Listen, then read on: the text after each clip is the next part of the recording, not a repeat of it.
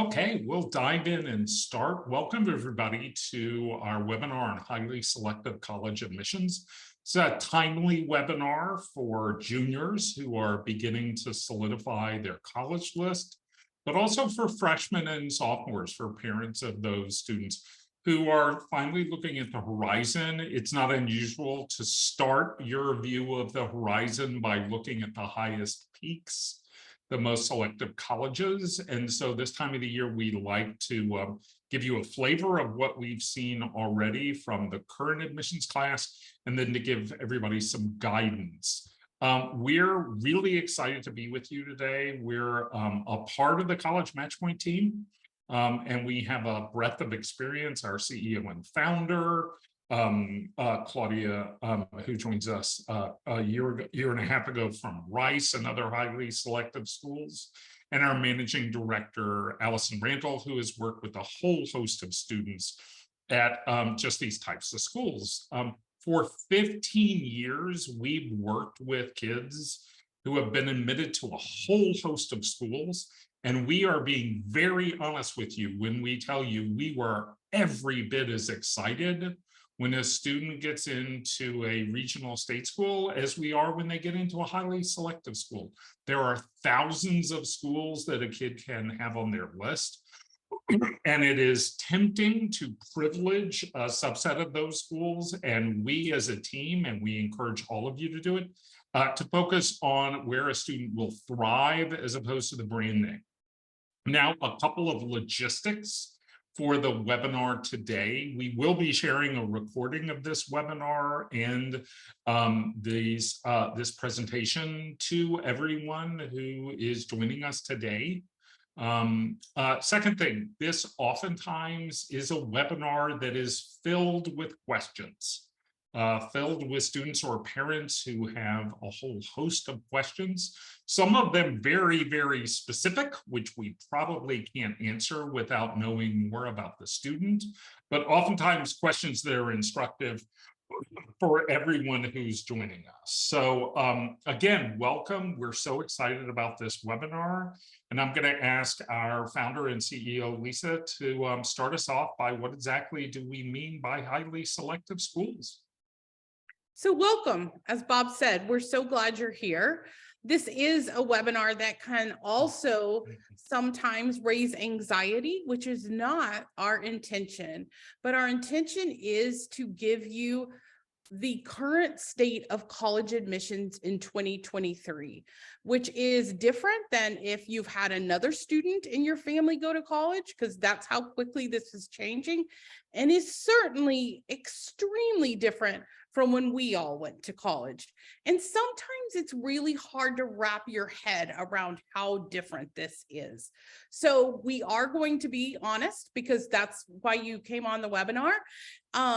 You'll see that when we define highly selective schools, we're really talking about those schools that have 20% or less acceptance rate. You'll notice that only 29 schools have less than 10%, and only 42 are between that 11 and 20. And yet, if you poll students, they're going to mention those 71 schools, okay? And so that's just to frame that just a little bit in terms of what we're talking about. And today we'll discuss how the category of under 10% has changed and how the category of under 20% has changed. So for example, one of the things that we have seen is if you kind of even go, Claudia, would you say 5 years back? Like you had the Ivy League schools, and then you had what we kind of call the drool schools, like those schools that everybody still loves, like Vanderbilt, Northwestern, there's tons of them, Williams, Amherst, all those schools right under them, but their acceptance rates were significantly different than the Ivies. What we see happening today is that those schools, well, the Ivies have become even more selective, more in the 4%, 5% ranges, right? But these schools are under 10% now, which then puts a school like a Tulane, a Northeastern, which in the old days, you'd have the student who was applying to some Ivies, then you had like the Rice and the Vanderbilt here, and then you would have your Tulane, Northeastern as your like next like possible level, and you feel pretty good about that, honestly. Now they're all really selective, okay? And so that is what has changed, is that as the Ivies sort of went from the 10 to 12% to the 5%, the Vanderbilts and the Rices went to 10% and less. You see where I'm going? So then, I mean, Tulane, I think is, what is it, 11%? It's something, it's very They're low. 9% now. 9%, and I think Northeastern is in the single digits as well. So why is this important for you to understand as you're approaching your college list? Because all of these schools are highly selective. So the definition of highly selective has greatly changed over the 5-year arc, and especially from 2020, the COVID year onward. And we continue, I keep thinking we're going to get some ease on this, but we don't seem to be getting it. So this is continuing. So when we are talking about highly selective, we are not just talking about Ivy League schools. And it's really important to understand that. Now, the other piece we have going on is that we have our flagship state universities also really going down in admissions as well. So like University of North Carolina outside of, especially for out of state, the out of state numbers very low. UCLA, same thing. Michigan, UT published a 12% admit rate this year. Georgia Tech is gone down to, I believe, 11% out of state. So again, you're seeing this in the private schools, you're seeing it in the public schools of a widening of colleges in the highly selective group, which is a problem if a student is just applying in these schools, right? Because they have to have a broad college list. The other thing that is happening is highly selective majors, okay? So you might say, well, I don't know the stat off the top of my head, but University of Washington, Seattle is, you know, I think probably in the 30s, 40s, something like that. But try CS there, it's about 3%. Do you know what I'm saying? So then we start to see highly selective majors where the college itself may not be as selective, but the major that the student wants, which is often the most popular major. So what is it that we think about? We think about anything in the pre-med category like biology and the natural sciences. We think about anything in business, which that's something we've really seen over the last 2 years with a big decrease, I shouldn't go increase, decrease in the acceptance rate in the business schools. We see it in engineering, computer science, nursing. So we're seeing that in many, many places in majors, which is also pressing options, right? So let's say a student wants a business school and they're probably a straight A student, because most of the students who are applying to highly selective schools are straight A students or have like 1B or 2. Sadly, that is just the very beginning of the story for this whole thing. So if they have a highly selective major and then they're trying to say, go to Michigan, now it's definitely down in the single digit. Do you see what I'm saying? So there's multiple factors at play here, which has greatly increased the number of schools that are falling into what we define as highly selective. One thing I'd like to jump in here as an example is a couple of years ago, very recently, we had a student who was a non-auto admit UT applicant who applied for computer science, did not get in, and got into Stanford. It provides one of those examples that actually proves the case. It's not an outlier in terms of how competitive some of these majors have become. And when you cross-tab that with then applying to a competitive school, it becomes not just the top of the mountain, but the one place to put a foothold on the top of the mountain. That's how competitive it is. And I think what Bob also is mentioning is that especially sort of there's different ways that these colleges are evaluating. So the big state universities are evaluating a little bit differently. So we'll talk a little bit about that as we go on. So this time of the year, we always hear parents, particularly parents who have friends who are seniors in high school, ask, so what are you seeing? The good news is many, but not all of the decisions have been out, and schools have begun to share, in most cases, their early numbers. And so we are seeing not definitive, but definitely indications of what's happening this year. And what we want to do is explain to you, first off, why these schools have become so competitive. We oftentimes have parents start this by saying, boy, things are just so different from where they were when I applied to college. The answer, as Lisa said, is that they're different from just a couple of years ago. First off is the math. Colleges are motivated and are marketing aggressively to radically expand the number of students who apply to colleges. And at the same time, high school students, particularly in affluent zip codes, are obsessed with name brand schools. Obsessed is maybe an understatement. And then with the widespread utilization of the Common App, applying to a college has become significantly easier for a student. Lisa, is there anything you want to add to this? I was just going to say that the data that we're speaking about is early decision data and early action data at this point. So we don't have regular decision out where the vast majority of our decisions will come.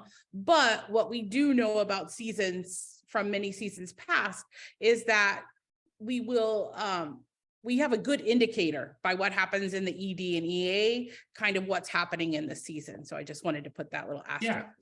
Just this past week, the Common Application released data as of March 1st. So all the applications and all the information that has been shared since February 1st, sorry. They'll have another final analysis at the end of the season, but the numbers were frankly startling. As Lisa said, we keep on hoping and expecting that a new normal will exist. And instead, it's like one of those turnstile doors where every year it's just a next normal, not a new normal. Overall, applications have increased 21% since before the pandemic. The shocker, for those of you that are on this webinar from the state of Texas, a 68% increase in applications from the state of Texas, and a doubling overall in the number of students applying to 10 or more schools. Again, those increases in college list size come almost exclusively from affluent communities. Now, test optional is still significant. 44% of applicants so far reported did choose to report a school, aka 56% of applicants chose not to report a test score, not to report their SAT or the ACT. And then finally, as Lisa underscored, flagship public universities have to be included in our working assumption of highly selective schools. UT Austin was a 12% admit rate for the students who were non-auto admit. UT Austin admits 75% of their class through auto admit. So it creates a scenario where those schools, those slots are highly selective. Now, for those of you that are data nerds, you can dive into what's called the common data set. So you can look up Brown common data set, and 4 hours later, you could look up and realize I will never get those 4 hours back in my life. But you will see a fire hose of information. I'm not going to read these stats to you, but some of them are truly startling, where you see schools who openly admit we had an excess inventory, and they use that term, of straight A students with perfect test scores. And we could have populated 10 schools our size with those kids who barely missed. Okay. And so you see statistics academically that suggest straight A is not what gets you in, it's what could get you considered. And that for some of these schools, straight A is just the start of the story. And that points to what we're going to talk in a couple of minutes about. And that is the importance of your extracurricular profile. Now, the reality of test optional, which is possibly the biggest advance or change over the pandemic, 85% of schools are currently listed as test optional. Many schools have already come out and said for the junior class, they'll remain test optional. Many schools have not.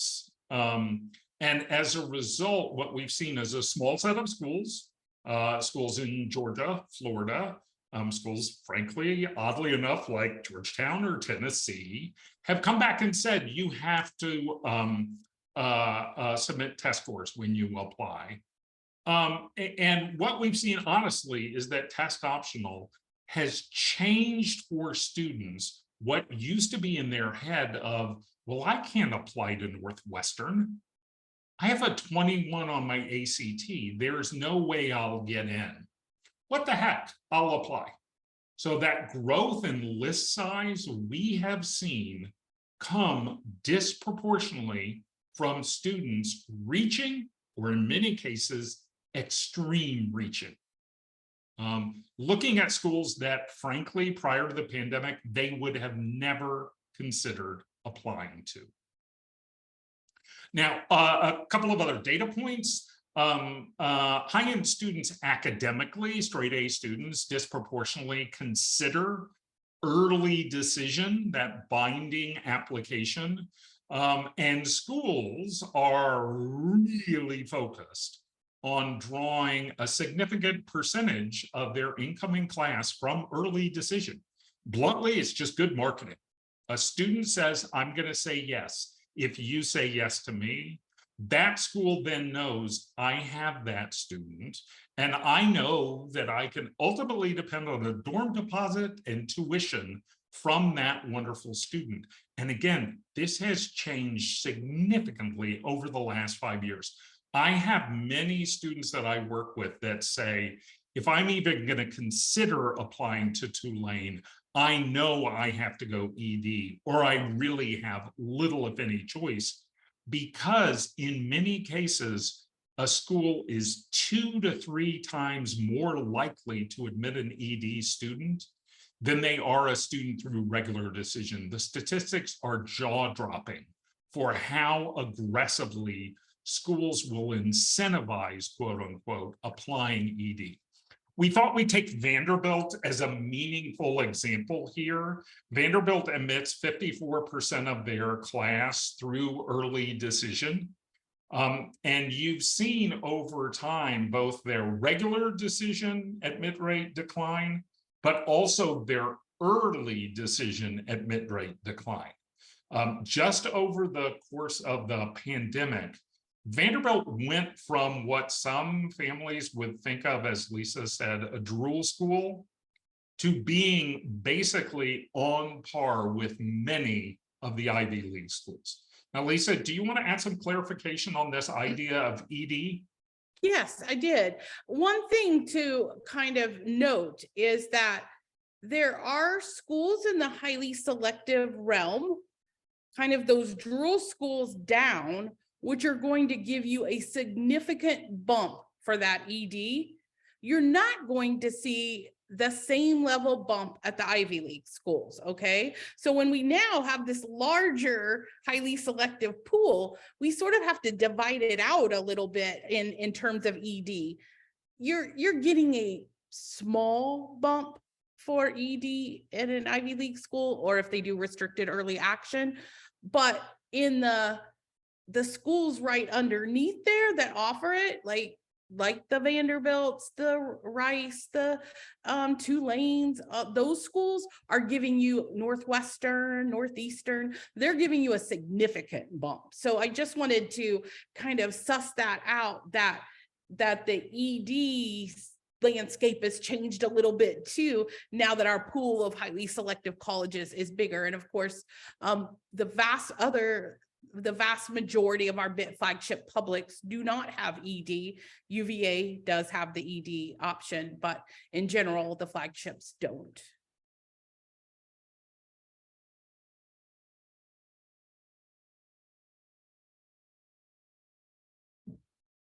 All right, let's talk a little bit about the implications of these results. What have we learned from this? We've given you a lot of data. Now what we hope to do is kind of shine the light on what we're seeing is really important in the process, so that as your family is considering, how to approach your students' education and their list, to kind of give some thought here. The first thing that we have seen is that the transcript, which is just a compilation of your grades, has become even more important. Like it was always the main enchilada, but now it's even the main enchilada, or a super enchilada. So what does that mean? They're looking at a couple of things. Of course, they're looking at your grades, and we're talking about highly selective schools. And in the age of grade inflation and all, that really does mean A's for highly selective schools. I mean, you could have a B somewhere, but it is pretty much a straight A thing. And then how rigorous is the coursework that you're taking? So are you taking IB courses, AP courses, that's going to be expected in this level of schools, okay? And one of the reasons that the grades and transcripts have become more important is because we're in a test optional world. Text scores, however, can be very important, and the more selective within the selective, okay, the more important. When you get to the IBs, you need test scores, like you do, you really do.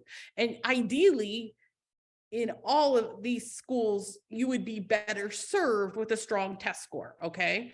It's not impossible, but it would, and I think we're not seeing, Bob was talking about this right before you started. We're not seeing the number of students that colleges are taking test optional increase. I mean, it's kind of evened out, and my hunch is it'll even out more or decrease. But what your test score can do is just be one more thing to show your academic strength.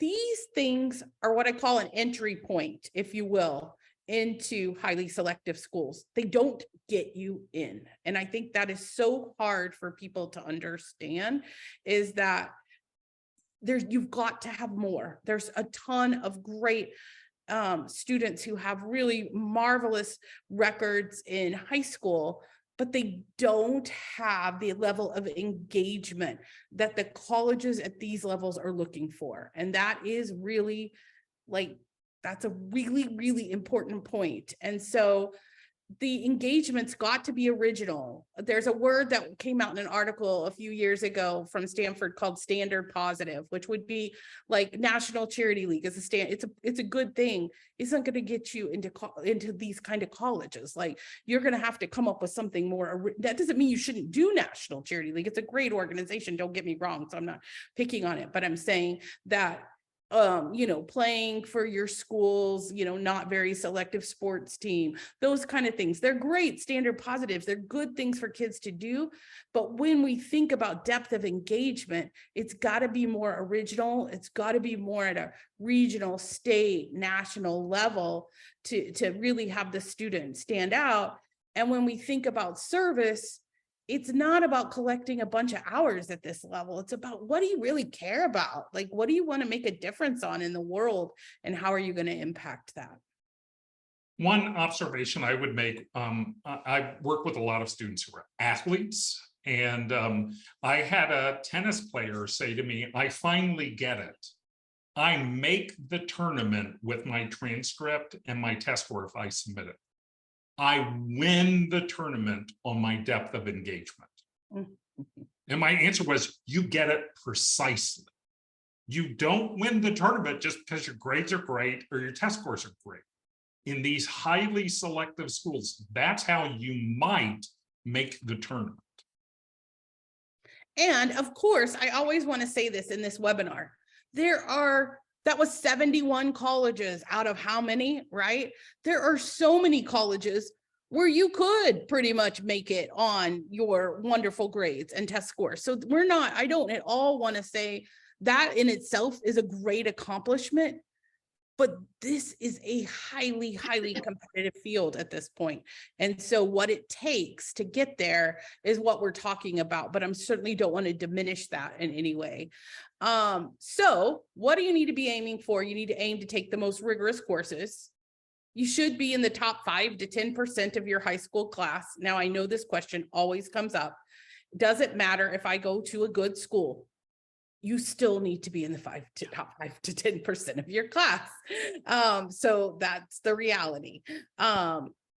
There are certainly places, now that the group of highly selective schools is wider, there are some in there where if you applied ED, I think you've got some room to be outside of that 10%, but you gotta be up there. And that's a good measuring stick to use, because honestly, at the end of the day, there are so many wonderful colleges. You can be super successful, have a great life, and not go to one of these colleges. What we're trying to give you is the measuring stick here to say, okay, do I have this or not? So that you're not wasting your time also, because this is what it takes. Does my resume demonstrate depth of initiative and impact? And are my essays showing unique intelligence, curiosity, and the ability to deeply reflect? And I think that in a nutshell is kind of like what you need to have to get there. Lisa, this term reflection comes up so frequently in these highly selective schools. Could you give a better sense of what these schools would consider strong reflections from a student? I'm actually going to let Claudia answer that, since she has actually read all the, like throwing the ball, huh? But Claudia has read for a lot of selective schools, so I think she's probably a better person to answer that than me. So reflection for this facet of most highly selective schools is really a student taking the time to understand their experiences and what that impact has meant for them and their growth. Like, they need to be able to go back and communicate how the things they are doing has changed them.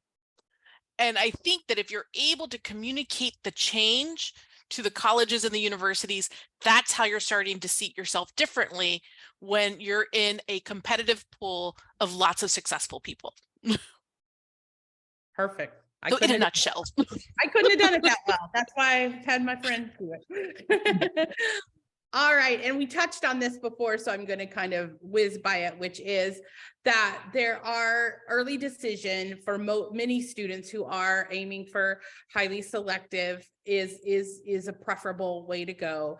And with outside of the Ivies, that can give an admit rate increase that's quite large. Restricted early action, many of the Ivies use that, and that just means it has they all have different rules. You're just going to have to read them, but basically it's similar to early decision, except that at the end of the day, if you get in that great place but you decide you don't want to go, you don't have to go. And then there's regular decision, which is just the regular date that one applies through. Now, how does all of this fit in for current students in this environment? If there's one thing you listen to today, I hope you'll listen to this.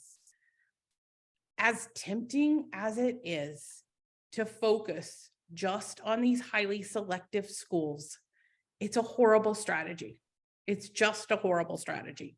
I'm not saying not to apply to them, but where you need to focus your attention is also on your possible list. So if you're one of those students who say, you're not following our little graph here of 2 to 3 reaches, 5 to 7, because I've met you all, is you actually want to apply to 6 or 7 highly selective schools, you need to have the other side of your list be equally as large, if not larger. And you need to spend your time getting to know the possible schools, because it's a math problem. The most likely scenario for students is that they're going to go to one of their possible schools. And this, unfortunately, every year, even in the last 3 years, has changed. Where like this year, I'm like, I cannot believe that, because it's shocking to us too. But we have to live in today's reality. And so what that means is, if you're going on a college tour, whatever you're doing, don't go to all reach schools, because the likelihood is you're going to go to a possible school, especially if your student is a junior and they have not built up a really significant resume by that point. Okay. So if because the runway is only so long at this point, right? You can certainly do a lot from here to there, but I really encourage you to focus on the possible schools and pick your highly selective reach schools and your match schools. But I think this is a spot that people really have to change their thinking, because we're talking about schools that just 4 or 5 years ago, what many of them that we're talking about would have been in the possible list, and now they're not, right? And so this is what's sideswiping people, if you will. They're like, oh yeah, that's a great school for a smart student who da-da-da-da-da. It just became a lot more competitive in the last 3 or 4 years. And so this, how to balance your list, and for any student in this process, and I cannot stress this enough, you need to have possible schools less than a 20% with greater than a 20% acceptance rate. It's critical, because we meet students, not students we work with, but students who come to us after, who end up brilliant students with, one college, no college, like you can really back yourself in a corner here in this environment and be really surprised. And that's what we don't want to happen to anyone. All of us wish the environment wasn't what it is right now, but there are ways to address it, and so many great options out there. And then at the same time, give your all for these highly selective schools, put everything you've got towards it, but have yourself well covered on the other side. It's really an important strategy. I always encourage students to think about January, February, senior year version of themselves. And I say to them, that person is begging you to have a list that looks like this. Because if you have 5 to 7 reaches, 1 or 2 possibles, and no matches, you are almost certainly setting yourself up for a very difficult January, February of your senior year. Now is the time to make sure you have options. So what are some of the traits we've noticed over the years of students who are admitted, who are, really great candidates for highly selective schools? One of the number one things is they are self-driven. I've been doing this for, I don't know, I think it's 16 years now, 15 or 16, too long. And, but what I know is that almost every student that I have had get in, it used to be the Ivy Leagues, and now, those schools they're under, but definitely the Ivy Leagues, those kids were self-driven. They came to me with, here's what I need to do. What about this? What about that? Should I do this? Should I do that? Adults can be the guide on the side, but if there is an adult pushing this in this environment, I just don't see it working. It doesn't work, because it's sort of the reflection that Claudia was talking about. This process can read well if this is a student's motivation or not. So the first thing is the student is really, this is their idea and they're driving towards it and they're willing to put in the work. Sometimes students will be like, oh, I can't do that, I'm too busy. I'm like, okay, that's good information. That's good information for us to have, because some of the kids applying will do that, right? So that's important to know. That they thrive in competitive environments. They like competition and they thrive in that environment. And then finally, that they're intellectually curious. They're just naturally driven to explore their intellectual interests, and they're pursuing them without a lot of push. Like they're kind of coming to us and saying, okay, what about this? What about that? Can I do this? Can I do that? So I would say this is a little bit of an honesty test to have at home of like, does this, because there's other great characteristics that a person can have, that a student can have. These are certainly not the only ones. These are the ones that help you get in highly selective schools. There's a lot of fantastic things not on this list that you can go to lots of colleges with and do very well in life.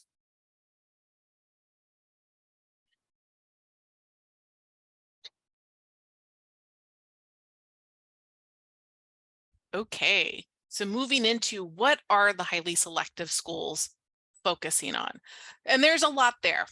So I think one of the first things that, coming in with my background, and Lisa and Bob have shared a little bit, but yeah, I most recently was at Rice, but I've also worked at places like Cornell and Harvey Mudd that really are under the 10% admission rate.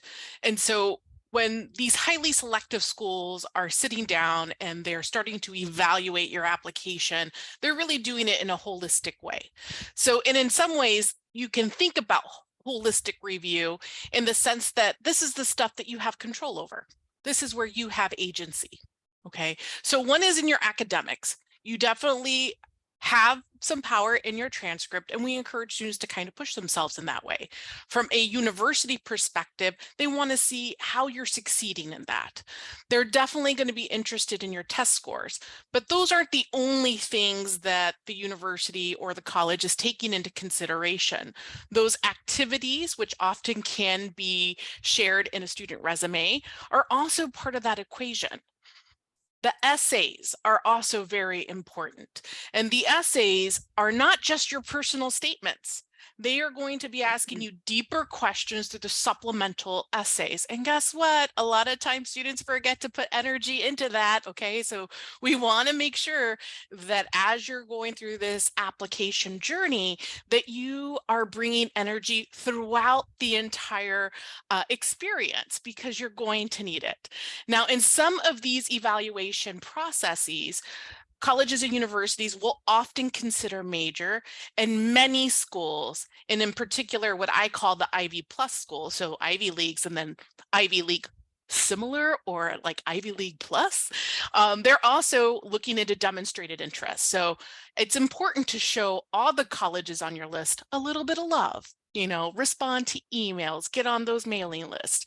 And so all of those pieces together are the pieces that you control, but also this is where the colleges are beginning their review process. Okay, so that's definitely a big part of it. So what are these different pieces telling a college or a university? At the center of all of this is always academics and rigor, but they really want to understand, like, why are you doing the things that you're doing? Why are you choosing this specific area? So those are the questions they're looking for in the essays. They're looking for that to be expressed in your activities, is like, why do you want to do this? Why are you choosing to spend time and to engage in these other endeavors beyond the classroom? There's a lot there. Some of you will take on research. Some of you will be taking on extra programs. Some of you are choosing to spend time with athletic endeavors. So why are you doing those things? And you've got to be able to tell a college why. Otherwise, you're leaving the college to fill in the blanks for you. Okay, so you have to be an excellent communicator in this process. The third piece here that the colleges are kind of looking at and hoping that you're going to tell us a little bit more about is that common good piece. And a lot of people are like, what does that even mean? So we're going to dive into that one in just a second to kind of get into that a little bit more. But the colleges and universities are essentially looking to see, like, what are you doing to move the needle in your community or in the greater communities that you're a part of? What is your lasting legacy within this particular arena? So those are all areas that the colleges are concerning themselves with, because they're wanting it to translate it to their campus. Okay, so it's not just about, oh, here in this one small high school in this one single community, but it's got to translate from there into that college environment. So when we talk about academic profiles, colleges or universities are, yes, they are expecting to see close to perfection in grades. So you've got to be in the top 5 to 8%. And we're emphasizing high A's. And the reason why we're emphasizing high A's is historically, probably in the last 15 years, we've seen a lot of grade inflation. Okay. And so mom and dad, okay, you have to accept that you can see a straight A student, and that straight A student can still only be in the top 50% of their class. Okay, because that's how much grade inflation has had an impact. So it's not just about the grades. You have to look at the rigor. You have to be willing to push yourself in your courses. And it doesn't matter what that looks like, whether you're choosing an advanced placement course or IB curriculum, or if your school doesn't offer that and they just do college prep or honors. How are you pushing yourself, and what is your success within that? That's what's going to matter at the end of the day with a college or university, is like, are you having success with that? I often will get a question on like, what is the right number of APs, or what is the right, is this the right higher level courses for my IB diploma?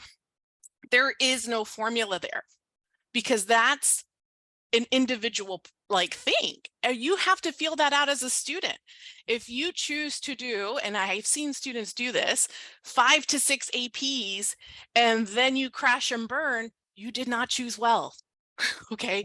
This is where you have to practice that self-reflection muscle, right? We're going to be strong students. We got to practice this. We're going to think about what we're doing. And if you've never taken an AP class and you suddenly enroll in 5, that's going to be a jump. And are you committing to doing the work that's necessary for that success? A reflective student is asking questions. What does the work in this class look like? Does this play to my strengths? Okay, so that's what we're going to be encouraging students to do in this process.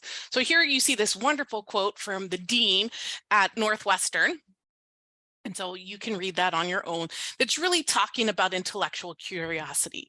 But this piece on intellectual curiosity is that you are a student, a human being that is constantly in a state of learning.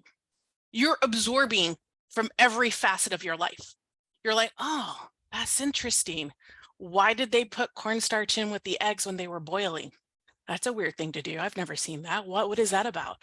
To like, because I'm very food motivated. So this is like, why did that pit master, because I do like barbecue, choose to use a mesquite wood over hickory? What is the, so students are constantly engaged, not just like, oh, I guess I got to do this, but that they're really willing to push and stretch themselves. That's what they're trying to get at with the intellectual curiosity. And it can be expressed in all kinds of things. I prefer food. You might prefer research or chemistry. That's all cool, but I'm very food motivated. One comment on intellectual curiosity. This is not something that can be imposed upon a student. This Correct. is not something that can be created by some adult like us, or a parent, or even a teacher at a school. This is something that is an innate driver. These students cannot stop themselves from this intellectual curiosity. As Lisa said, it is one of the 2 or 3 significant differences between students who excel in highly selective schools versus those that don't. So thank you, Bob, because that's very important to emphasize. Like, students have to want this. Nothing will annoy a college or university more than not having a student who's got that intrinsically part of them.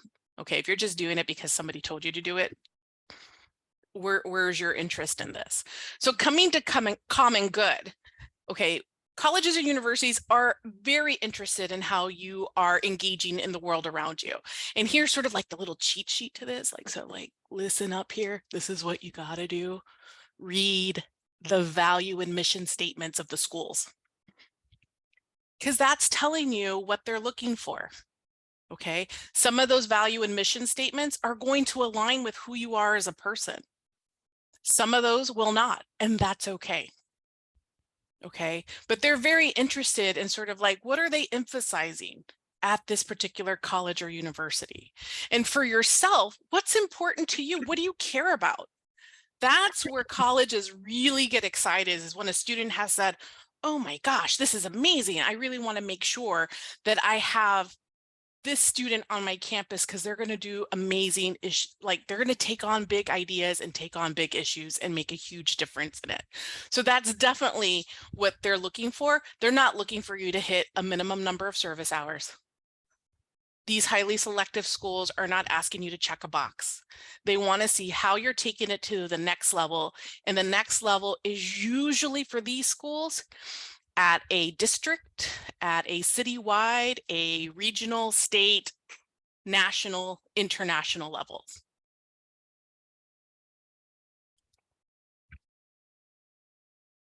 So here's the part that I think is the hardest for students to understand and for families to understand. Colleges are a business. They are interested in pushing themselves forward. Okay, they have their own directives. They report to their own group of people who are above them. Okay, and so when they are bringing in a lot of students, it's not about you as an individual. It's about how do you contribute to this overall composition that's being created and crafted by these admissions professionals, because that's what's moving the needle towards the college's goals, not yours. It's not about merit. Okay, it's more than that. So I think this is where it gets like uncomfortable for people, because they're like, well, I don't have anything special about myself. Everybody has a perspective. Everybody's got something amazing to contribute. You've got to take time to tap into it. Okay, and this is where I get on my little soapbox, because people are like, what does it mean, lots of diversity of ideas? It does not just mean ethnic or racial diversity. It does not just mean geography. It means bringing people with lots of different ideas. Okay, and this is where I usually come into my Whataburger versus In-N-Out discussion.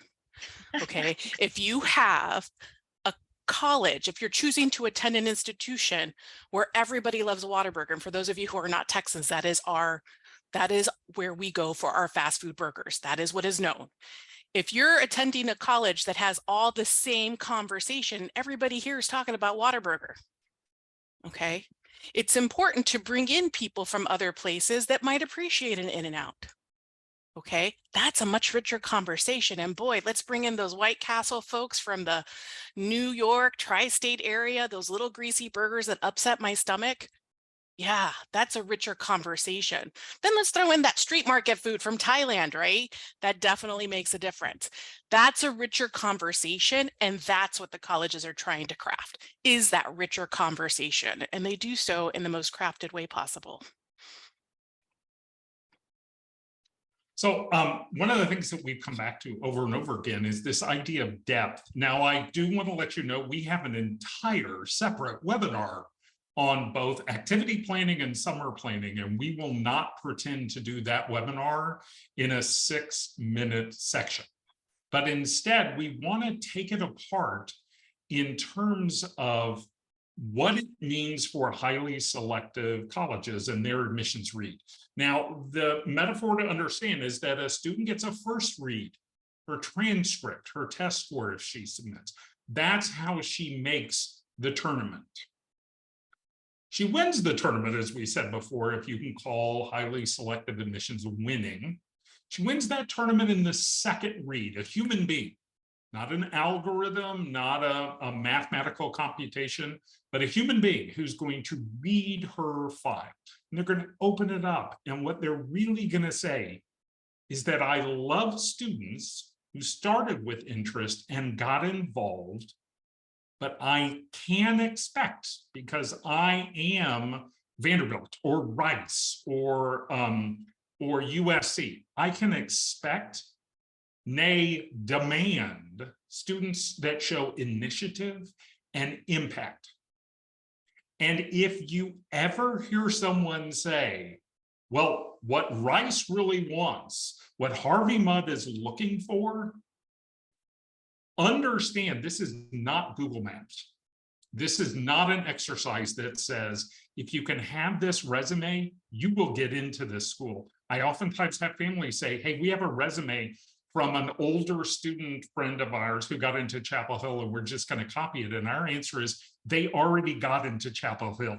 That slot is filled. You need to make your own journey and path to your college or university.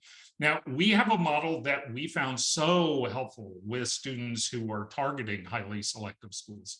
And that is this idea of really trying to use impact and initiative as the focal point for your activity plan. We oftentimes have families say, should they go to this program? Should they do this internship? And our answer is, even though it's an occupational hazard for us not to tell you what's good or not good about that program, we can't do that without knowing the student, their aptitudes, their skills, their motivators, and to understand where are they dying to take initiative? Where are they eager to make a lasting impact? That comes innately from the student, not from an adult saying, well, you should go do this, or this program would be good. Always, we say to students, never do anything because it, quote unquote, looks good to a college. It's not a sustainable motivation. And whoever told you it looks good to a college was making stuff up. It really is the student first. Now, Claudia mentioned this before, Lisa has mentioned this, in terms of initiative and impact, these highly selective schools, again, schools that enroll less than 100,000 total across the country, they expect state, national, or international level, which may sound absurd. It's totally different from when I went to high school, but frankly, this is even different from 3 to 5 years ago. On STEM specifically, the thing to understand is that students who get into programs like Carnegie Mellon or the computer science program at Champaign-Urbana, they've been actively engaged since 9th grade, in some cases since 7th or 8th grade. They have a portfolio, a GitHub profile. They're not doing this because it looks good to a college. They're doing this because this is who they are and this is what they do. And no one has ever encouraged them to do it. And then finally, over the last several years, this idea of independent research has become popular. Again, it should never be done simply because it's a box to check. You know a student who is eager to do research. She has been passionate about this topic. She wishes she had the time in the school year to go deeper. No one has to say to her, hey, have you ever thought about independent research? We like to give examples because as adults, it's really hard to visualize what the heck do you mean? Because it has so little to do with our collective experience when we were all in high school. These are a couple of examples where students took their involvement and built on that by taking initiative. Oftentimes, in a topic that's related to the classroom and frequently during the summer when they had more time. You can see some of these examples relating to impact. That play that the student wrote showing initiative was picked up by a regional theater company. A YouTube channel that the student started, that individual was hired by a company. You're seeing impact. You're seeing students leave a legacy. Do you remember when Allison was at our school and she did this, this, and this? These are areas where kids get talked about, not just by the schools that admit them, but by the communities they're a part of.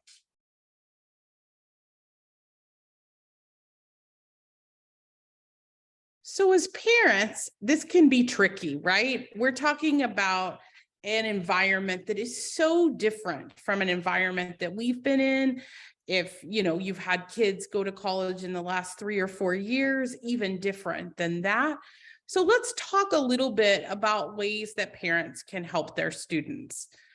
I think the first thing is, there is this term that we often hear in our sessions called, I just want them to shoot for the stars. Like, I just want them to shoot for the stars. And we all want our students to shoot for no parent doesn't want their student to have every opportunity. It's part of being a parent. But one of the things is you've got to choose your galaxy. You got to choose the right galaxy for your student. And so one of the things that as a parent is to sort of embrace the current environment and accept it and help your student create a balanced college list. This is so important, and you'll be happy that you did. Even if they get into those reach schools, you're going to be glad to know you have all sides of your list covered. So that would be the first thing that I would recommend for parents to do. And I think that it's changing the language at home also. Your student can be successful and not go to Columbia or Penn or Rice. Like, they can be successful in life. So expand the conversation at home. Do in-person visits on possible schools. I cannot stress this enough. The number one thing we see is families going out to visit schools, usually Ivy Leagues, where the student has minimal resume, sometimes doesn't even have all A's, and you're using up precious time to get your student excited about schools in the possible range. So what I suggest is at least do a mix, 2 possibles, 1 reach, for those students who have built the great resume. They may want to see some of those highly selectives. They still need possible schools. So when you're out visiting, or if you're doing virtual visits, mix that up, encourage your student, because this is someplace where I feel like, and this is not, I think for adults, this is harder to grasp than students. Students hear all this at school. They know. I was just on with a student. She's like, oh my gosh, have you heard how hard it is this year? She's talking like an old, like she knows. She's in the class with all these people. She knows. I think for adults, it's harder. And so it gets to be that, well, we're just going to shoot for the stars. You need to shoot for a great list of opportunities that fit your student. That's really what you're looking for. I think listening when you're working with your student on list and they're talking about it, to let them, let them share their opinions about schools. Sometimes as parents, we want to kind of jump out there in front, and then be honest about any financial deal breakers, because again, very few of the schools that we are mentioning are merit-based schools. Very few of them, a few are, but the vast majority of these schools do need-based money. And so if you're looking for financial merit money, it's very limited in this list of schools. So you need to be honest about that in the beginning. Don't run after all these schools and then realize you can't afford it at the end. Go on and make that decision earlier, because you have so many other wonderful options. Point just to jump in here on, students listen to what parents say. Typically, we don't believe that, but students listen to what they say. And they particularly listen if parents disproportionately talk about highly selective schools, or if they refer to those schools as the good schools. Okay. I often joke with parents, do you just take your child to the most expensive restaurant in town? If you do, then you're going to be disappointed what they think about all the other restaurants.